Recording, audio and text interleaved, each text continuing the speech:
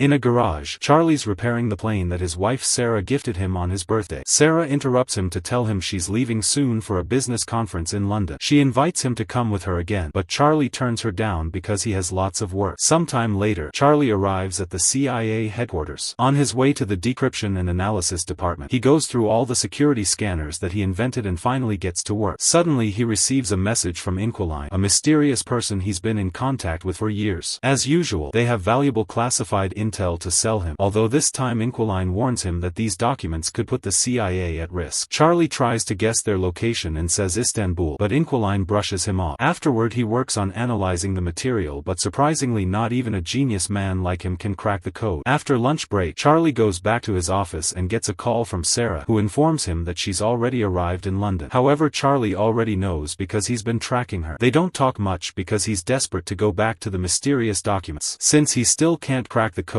he takes his computer to the restricted area, where a more advanced system helps him progress faster. It takes him a while, but he finally opens the information in the documents, which leaves him in shock. These are top-secret government files revealing that a drone strike disguised as a self-deletion bombing was authorized and covered up. There are clips from the news reporting 150 casualties, including French special forces and Danish Marines. This whole operation was organized by Chief Moore, who is also Charlie's boss. That night at home, Charlie tries calling Sarah, but she doesn't answer, so he leaves a voicemail. The next day Charlie arrives at the office and is surprised to find Moore waiting for him. Moore takes Charlie to the office of O'Brien, who became director very recently. She explains that there's been a terrorist attack at a hotel in London and Sarah was one of the victims. Charlie refuses to believe it and wants to call Sarah, so Moore turns on the TV to show him the news. The reporter describes how 4 terrorists bursted into the hotel, took 4 hostages and killed 2 of them. Next, Moore plays the hotel's security footage, which shows all the chaos during the incident and confirms that Sarah was one of the victims. When Charlie goes home, he finds dozens of reporters waiting for an interview and the police trying to keep them back. A friend helps Charlie enter the house without being bothered. The next day Charlie confronts Moore and supervisor Kayla because he's very suspicious of what happened. He can't believe the terrorists could have slipped past the thousands of security cameras in London, not to mention they drove into traffic. Moore promises they're investigating, but Caleb sends him home. The following day Charlie goes to the airport to pick up Sarah's body and her belongings. At home, he looks inside the suitcase and finds a gift Sarah had bought for him, which makes him have a breakdown. Tired of being at home, Charlie goes back to work and uses the restricted computer to hack into the security cameras at the hotel and the nearby streets. He puts together a timeline of the events and shows it to his superiors. The 4 terrorists stole a vehicle in the East End, then entered the hotel through the service where they professionally scrubbed out all prints and DNA. Apparently they had a meeting with Impact Investments from Indonesia, but something went wrong and an argument started in the corridor. One of the firm's security men got angry, so a terrorist opened fire, killing one of the guards and leaving the other one in critical condition. Hotel security was immediately alerted and they called the police. Desperate to leave the building without getting caught, the terrorists entered the conference room and captured some hostages. Sarah was taken because she tried to help some of the attendants to escape. Charlie's run voice and facial analysis, so he's managed to get the identities of the 4 terrorists. They're Mishka from Moscow, a former South African Special Forces operative called Lawrence, mercenary Horst, and former intelligence officer Gretchen. Noticing Caleb's and Moore's lack of reaction, Charlie realizes they already knew all this. They tell Charlie they're already working on it and send him to see a therapist. The next day Charlie hides a chip in his ID badge and passes through security without the scanners detecting it. In his office, he prints all the classified files and uses a skimmer on the printer to make a digital copy. That night Charlie goes to a bar and keeps staring at a jukebox. The following morning Charlie confronts his superiors again using the printed files. He lists all of Moore's dirty missions, like bombing a Syrian hospital and striking an Allied base in Yemen, which killed thousands of civilians. He threatens to take everything to the director and reveals that he's triggered a dead man's switch. If he doesn't enter a code every 5 hours, the evidence will be sent to the most important news outlets. In exchange for his silence, Charlie asks for full CIA training, fake passports, cash, a gun, and intel on Sarah's killers. After the meeting, Charlie returns to his car and throws up because of the stress. In the office, Moore says that the dead man's switch is a bluff, but Caleb points out they can't risk it. They'll search for the trigger if it's indeed a bluff, then they can arrange a deadly accident during training. Sometime later Caleb and his team try to understand how Charlie copied the confidential files. They discuss the possibility of a skimmer, which wouldn't work on their secured computers but could be used on a printer. Charlie could have sent the files to the printer and used a magnetic strip to copy the data. Searching security footage, they confirm that Charlie bought a magnetic strip at a store, but they still can't tell how he took it in and out of the building. building. The team also searches Charlie's house and eventually discovers he went to a certain bar twice. They go to the bar to search it and find an ABBA CD under the jukebox. Caleb chooses that CD in the jukebox catalog and only noise can be heard, so they take out the CD that Charlie left behind. Meanwhile, Charlie arrives at a CIA training facility where he's welcomed by Colonel Henderson. They start at the shooting range, but unfortunately Charlie isn't a good shooter. He needs to get really close to the target to shoot the right spot. However, when it comes to making bombs, Charlie works outstandingly fast, impressing Henderson. Next, Charlie needs to learn his new identity, so Henderson harasses him and throws him around so Charlie can still recite his new information even under pressure. Lastly, they get the new passports done. That night, Henderson goes to Charlie's room and tells him he isn't a killer, but Charlie insists he wants justice. Then Henderson pulls out a gun and gives it to Charlie, asking him to aim at his chest. Charlie's hands won't stop shaking and he ends up lowering the gun. At the office, the agents spend several hours decrypting the information in the CD until they discover that Charlie had been bluffing about the dead man's switch. They immediately inform their superiors, unaware that Charlie is spying on them. It turns out that the chip he hid on his badge was actually a bug that he planted on the files he gave to his bosses. Moore immediately calls Henderson and tells him to arrest Charlie. However, he's already escaped. After hanging up, Moore finally sees the bug on the files and talks to Charlie directly to tell him this is treason. Charlie gets rid of his earpiece before boarding a plane. Once Charlie reaches London, he goes through customs and starts making his way to Paris. His fake passport appears in the CIA's computers, so Moore sends Henderson after him. In Paris, Charlie rents a hotel room near the restaurant where Gretchen is frequently seen. Eventually she shows up and is close enough for him to start tracking her phone. Charlie then spends the day outside Gretchen's building and waits until she's gone. When a tenant comes out, he uses the chance to get inside. Then he follows an online video to pick the lock of Gretchen's place. Charlie begins searching the apartment and takes pictures of Gretchen's schedule. He also finds a gun in a drawer, so he decides to keep it. At that moment, his tracker warns him that Gretchen is coming back, so he rushes to the stairs to wait for her. However, when she finally comes home, he can't pull the trigger. Feeling disappointed, he rushes back to the hotel and pretends Sarah is waiting for him. After calming down, he takes a close look at the pictures and learns that Gretchen has been going to the hospital often. Hacking into her health history reveals she has allergies. The next morning, Charlie buys tons of flowers. Then he waits at the cafe until he sees Gretchen and follows her to the hospital. Gretchen is going through some tests, but the doctor notices that the computer screen is malfunctioning, so he leaves the room to request help. Charlie comes in dressed as a doctor and locks Gretchen inside the machine. She starts to panic, but Charlie ignores her while filling the chamber with pollen. The doctor and a nurse hear the noise, but the door is locked too. Gretchen starts to get weak because of her allergies, and Charlie says he'll help if she tells him where to find Horst, since he's the one who shot Sarah. The allergies don't let Gretchen talk, so Charlie opens the chamber, only for Gretchen to push him against the desk. They start fighting all over the room, throwing each other against every piece of furniture. Charlie takes out his gun, but Gretchen brings him down and opens the door to finally run away. A desperate Charlie follows her to the street, but before he can shoot, Gretchen is struck by a car. Horrified by the body, Charlie forces himself to come closer to grab her phone. Then he runs away and throws the lab coat in the trash. At the hotel, he washes off all the blood and packs his things. That night he goes to the bus station and buys a ticket for Marseilles. Soon the news of Gretchen's death reaches the CIA. O'Brien questions more about this, and he only says that Gretchen appears to have been killed by one of their own. That night Charlie goes to a bar and drinks a lot to drown the guilt he feels over Gretchen's death. He thinks he sees Sarah dancing, but a closer look reveals it's a woman that looks like her. Then Charlie notices Henderson approaching him and panics. He pushes people until he manages to leave the bar and runs through the streets until he finds a different bar to hide in. Henderson follows him there too, so Charlie rushes to the bathroom and locks the door. Unfortunately, there are no windows here, so Charlie has no choice but to come out. He joins Henderson at the bar and learns that he found him by tracking Gretchen's phone. After a short chat, Charlie reveals a timer on his phone and runs out before a bomb explodes in the bathroom. Chaos takes over the bar and Henderson loses sight of Charlie. The tracker on his phone doesn't work anymore either. The next morning Charlie contacts the Inquiline to get their help and leaves on a cargo plane to Turkey. In Istanbul, he goes to a restaurant and texts Inquiline. Noticing a man's phone ringing, he tries to approach him but is blocked by a woman who tells him to check his phone. Then Charlie leaves the restaurant and the woman approaches him again, confirming she's Inquiline. She already knows about his wife, so she makes him hide his hat and backpack in a shopping bag. Inquiline wants him to pretend to shop for a while and meet him at a garage. Moments later Charlie meets with her again and she drives him to her home. During the trip, Inquiline shares that she became a hacker 6 years ago after her husband died. He was a CIA asset and worked for Russian intelligence. In fact, he was the original Inquiline and taught her everything. The official story says he accidentally fell from a window. When they reach her home, Inquiline Inquiline says this is the only place she's managed to stay longer than 3 years and admits she's tired of running. If the Russians ever come for her, she has a gun to self-delete. Then they start talking about the case. Horst is the leader in charge of hiring mercenaries for more. Lawrence is an arms dealer, so Inquiline volunteers to pose as an arms seller to contact him. Lastly, there's Mishka, who travels frequently and posts everything online. They inspect the pictures closely and find a woman with him. Facial recognition takes them to her Instagram account and they confirm she's in Spain. The next day, Caleb tells his team to keep eyes on the terrorists to find Charlie. O'Brien meets with Moore and tells him she wants him to stop running Black Ops without her authorization. Moore says her predecessor gave him the same speech, so he'll tell her the same thing he said then. She has his full support. After the meeting, O'Brien gets in her car and her assistant shows her a picture of Henderson in Spain. It's confirmed that Moore sent him, so O'Brien sends one of her own agents after him. Meanwhile, Charlie and Inquiline find Mishka by hacking into a hotel's security cameras. Charlie then travels to Madrid and stays at the same hotel. He learns that Mishka likes swimming in the pool that connects 2 buildings by their roofs. At the same time, Henderson tracks Charlie down in the area. The next day, Charlie starts building a device that will help him get Mishka and hides it inside the hotel. Afterward, he follows Mishka to the bar, unaware of Henderson in the lobby. Charlie sees a suspicious man at the bar and realizes he's seen him before, which means he's being followed. He tells Inquiline through his earpiece, so she searches his face and confirms he's a CIA agent. She also sees Henderson on the camera and tells Charlie to abort, but he wants to stick to the plan. When Mishka goes to the pool, Charlie confronts him to ask where to find Horst. If he doesn't talk, the pool will be destroyed. Mishka doesn't believe him and starts swimming away, so Charlie presses a button and the glass starts to crack. A desperate Mishka starts swimming faster, but it's too late. The glass breaks and he falls to his death while the water floods the street. Then Inquiline warns Charlie that Henderson and the other agent are coming closer and gives him directions to escape. A chase ensues and Henderson almost catches him, but at that moment the other agent also attacks. The man tackles Henderson and they start fighting in the laundry room. Charlie watches how they keep throwing each other all over the room and Henderson puts the man's head inside a washing machine. The agent pulls out a gun and shoots Henderson, only for him to steal the gun and shoot him back. Then Charlie comes inside and wonders if he should help them, but Inquiline reminds him to run away. The next day, O'Brien brings Moore to her office and asks about Charlie. Moore says he's on bereavement leave and she lets him go before revealing she's got footage from the hotel. Meanwhile, Caleb and his team look at the same footage and realize Charlie had help. They look at Charlie's encrypted chats and finally find the messages from Inquiline. After a long search, they discover the file of the dead agent known as Inquiline and guess that his wife must have taken over. That night, Charlie and Inquiline agree to sleep next to each other just for company. However, they're woken up by Inquiline's birds screeching and they see a bunch of agents approaching on the security cameras. The duo immediately runs through a hidden tunnel in the wall, and as they make their way out, Charlie sees a drone in the sky. By sneaking into another building, the duo manages to keep going and leaves the neighborhood right before the agents storm into the house. The computer is already deleting all the files, so there's nothing left for them. After running down the beach, the duo gets to Inquiline's car and they're seen by the drone. Soon the agents come after them with open fire, even following them on a boat. After a long chase, the agents manage to damage the car enough to make it stop and Inquiline is mortally wounded. Charlie has no choice but to push the body to the other seat and take over the wheel so he can keep driving until he finally loses his pursuers. Later, he leaves the car in the garage and kisses Inquiline goodbye. The next day, Charlie contacts Lawrence and pretends to be an arms dealer to arrange a meeting. Then Charlie buys new electronics and travels to Romania. In an abandoned building, he records his own face and hacks a security feed in Berlin. Now the CIA thinks he's in Berlin and sends their people there. When Lawrence finally arrives, he finds a ringing phone on a chair. Charlie tells him to look inside a box and Lawrence finds a bunch of bombs. If he moves, they'll detonate. As Lawrence notices a picture of Sarah in the box, Charlie appears behind him asking Horst's location and promising to deactivate the bombs if he cooperates. Lawrence explains that Horst operates in Russian waters and typically receives deliveries at a Baltic seaport. Charlie then asks how to contact Horst, so Lawrence says he only gets messages through secret codes from his men. All the numbers and names are on his phone, which he tosses on the ground. After grabbing the phone, Charlie leaves and hears the bombs killing Lawrence in the other room. Soon the CIA gets the news of Lawrence's death in Romania and they realize they've been looking at fake footage. Later, in a Russian hotel, Charlie imagines Sarah with him and opens the gift. It's a puzzle that he solves quickly and has a sweet message from his wife inside. In the morning, he goes to the port and sees a suspicious vehicle. He sends the code to Horst's men and sees a guy by the suspicious car check his phone. He follows the man and takes pictures of his boat before leaving. After buying some tools, Charlie goes back to the hotel and tracks down the yacht that the boat belongs to by searching its registration number. He also studies the sea routes Horst might might be using. In the morning, Charlie approaches the boat and someone knocks him out from behind, causing him to drop Sarah's puzzle. Charlie is taken to the yacht where he finally meets Horst, who found the bomb Charlie hid earlier. Horst has noticed that Charlie killed the others indirectly and thinks he's not capable of doing it face to face. He hands Charlie a gun and asks him to do it, but Charlie can't and puts the gun down. Suddenly the yacht starts turning into the opposite direction and the crew panics. Charlie reveals he's taken control of the yacht, which is CIA administered. Since he worked on the protocols that protect this yacht, it was easy for him to hack into it and send it to Finland. Soon the yacht is surrounded by the Finnish Navy and Interpol, who immediately arrest Horst and his men. Sometime later, O'Brien gives a press conference to announce they've arrested all the dirty agents that have been using the CIA's resources for illegal activities. Charlie is approached by Henderson, who tells him he's proud of what he's done. After visiting Sarah's grave, Charlie goes home and finally takes the plane for a ride.